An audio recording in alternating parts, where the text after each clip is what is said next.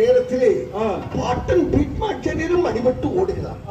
அப்படி அடிபட்டு ஓடக்கூடிய நேரத்திலே அந்தர்தயானமாக அஷ்டவசுக்கள் என்று அப்படியே வேடிக்கை பார்த்துக் கொண்டிருக்கிறார்கள். ஆகாய மார்க்கமாக அஷ்டவசுக்கள், அந்த அஷ்டவசுக்கள் 7 பேர், மொத்தம் 8 பேர். அந்த 8 பேரிலே தான் பீஷ்மர் ஒருவனாகிவிட்டார்.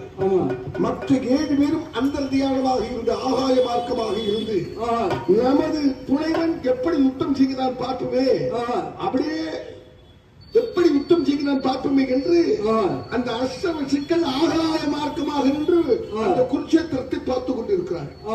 பீஷ்மர் அடிபட்டு ஓடுவதை அஷ்டவசுக்கள் பார்த்து அஷ்டவசுக்களாகிய நம்மோடு இருந்த பிரபாசன் இப்போது பீஷ்மராக இருந்து யுத்தம் பண்ணி தெரியாத ஒரு சிறுவனது கையிலே அடிபட்டு ஓடுகிறானே அப்படின்னு அந்த அஷ்டவசுக்கள் ஆகாய மார்க்கமாக இருந்த அஷ்டவசுக்கள் அங்கே குருட்சேத்திரத்திற்கு வந்து ஓடக்கூடிய அந்த பீஷ்மரை தடுத்து நிறுத்தி, பீஷ்மா, நீ முன் பிறவியிலே எங்களுக்கு தலைவனாக பிரபாசனாக இருந்த நீ இப்போது அது ஒரு மானிடனிடத்தில் அடிபட்டு ஓடி வரலாமா?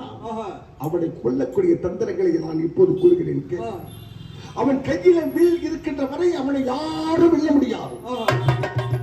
அவன் கையில இருக்கப்படுகின்ற வில் இருக்கிறதே, அந்த வில்லிலே கீழ்கொதையிலே உமாமகேஸ்வரியும் மேற்கொதையிலே சிவபெருமானும் இருக்கிறார். அவனது பாலம் முனையிலே ஸ்ரீ சுப்பிரமணிய கடவுள் இருக்கிறார். அவனுடைய வில்லிலே உமாமகேஸ்வரியும் இருக்கிறார்கள். அவர்களுடைய பாலம் முனை சுப்பிரமணிய கடவுள் இருக்கிறார். ஆகினாலே அந்த சிவேதனன் என்று சொல்லப்படுகின்ற சிறு குழந்தையை வெல்லுவது என்றால் அவனது அரிது கிடையாது. அவன் கையில வில்லி இருக்கின்ற வரை அவனை வெல்ல முடியாது. அவனை வெல்லுவது என்றால் நான் ஒரு மார்க்கம் கூறுகிறேன், என்னவென்று கேட்கிறாயா? அப்போது என்னவென்று கேட்கிறாயா?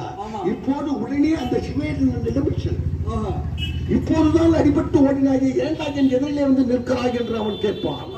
அந்த நேரத்திலே அடே சிவேதா, அடே சிவேதா, உன்னை என்னால் வில்யுத்தத்தில் மிஞ்ச முடியவில்லை. அடே சிவேதா, சிவேதா, உன்னை என்னால் வில்யுத்தத்தில் மிஞ்ச முடியவில்லை. ஆனால் உனக்கு வாராயுத யுத்தம் தெரியுமா? வாராயுத யுத்தம் தெரியுமா? அப்படி நீ கேட்டிருந்தால் குழந்தையாகி அந்த சிவேதன் ஏமாந்து விடுவான்.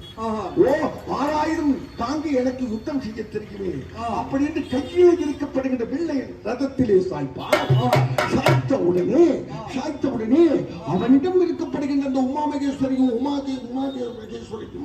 அவனிடம் இருக்கப்படுகின்ற உமாமகேஸ்வரியும் அவர்களோடு இருக்கப்படுற அந்த சுப்பிரமணிய கடவுள் அவனை விட்டு பிரிந்து சென்றுவார்.